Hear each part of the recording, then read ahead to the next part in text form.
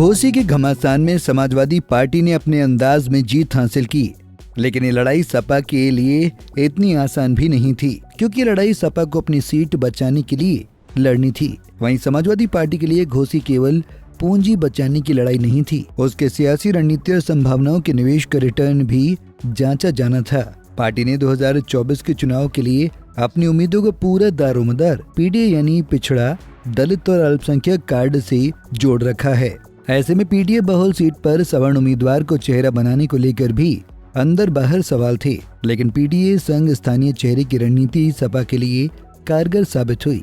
जीत से सपा ने केवल सीट ही नहीं बरकरार रखी है, बल्कि ये संदेश देने में भी सफल रही कि साथ छोड़ गए पुराने चेहरों के बिना भी वो अपने वोट बेस के विस्तार में सक्षम है।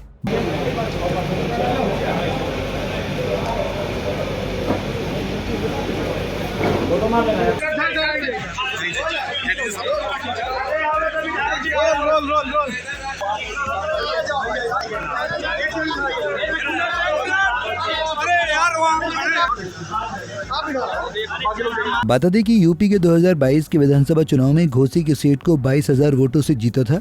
तब मऊ आजमगढ़ जिले में पार्टी का मोमेंटम बना हुआ था। दारा सिंह खुद ओबीसी चेहरा थे और राजभर वोटों की राजनीति करने वाले ओम प्रकाश राजभर गठबंधन का हिस्सा, लेकिन चुनाव जीतने के बाद महज 1.5 साल के भीतर ही पहले राजभर ने साथ छोड़ा और दारा सिंह चौहान विधायकी छोड़कर बीजेपी में शामिल हो गए। इसे गैर यादव पिछड़ों को जोड़ने की सपा की मुहिम को झटका माना जा रहा था, इसलिए इसके नतीजे सपा की रणनीति और परसेप्शन दोनों के लिहाज से अहम थे।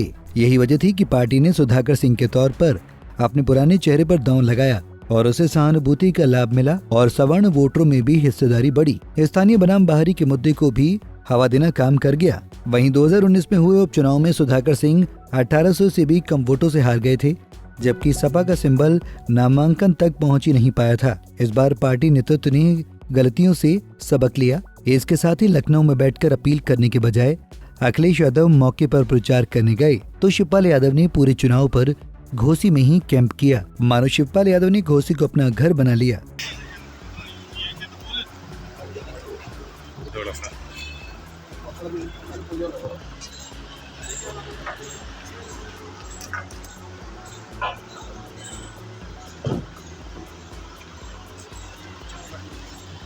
आप जाएं।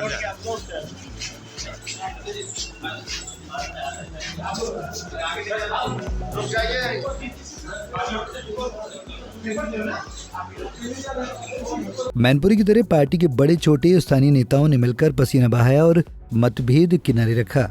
मेहनत के चलते मुस्लिम समेत पार्टी के कोर वोटर सपा के साथ मुस्तैद रहे।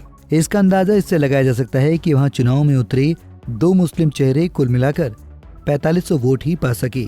वहीं गैर यादव, ओबीसी और सवर्णों की भी सपा को खूब वोट मिले, जबकि भाजपा की ओर से इन वर्गों की राजनीति करने वाले चेहरे उतारे गए थे। अब मैनपुरी के बाद घोसी में मिली बड़ी जीत सपा की उम्मीदों को और ताकत देगी।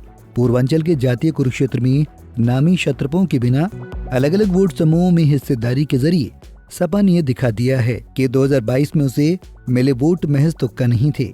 बसपा की गैर मौजूदगी में दलित वोटरों में सेंधमारी भी सपा के लिए संभावनाओं से भरी है।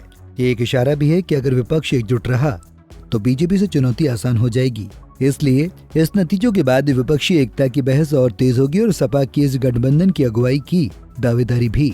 लेकिन जो फिलहाल शिवपाल यादव और अखिलेश का जादू घोसी में जमकर बोल रहा है, वहीं शिवपाल के चाणक्य दिमाग की भी लोग जमकर तारीफ कर रहे हैं। Bureau report, Punjab Kesari TV.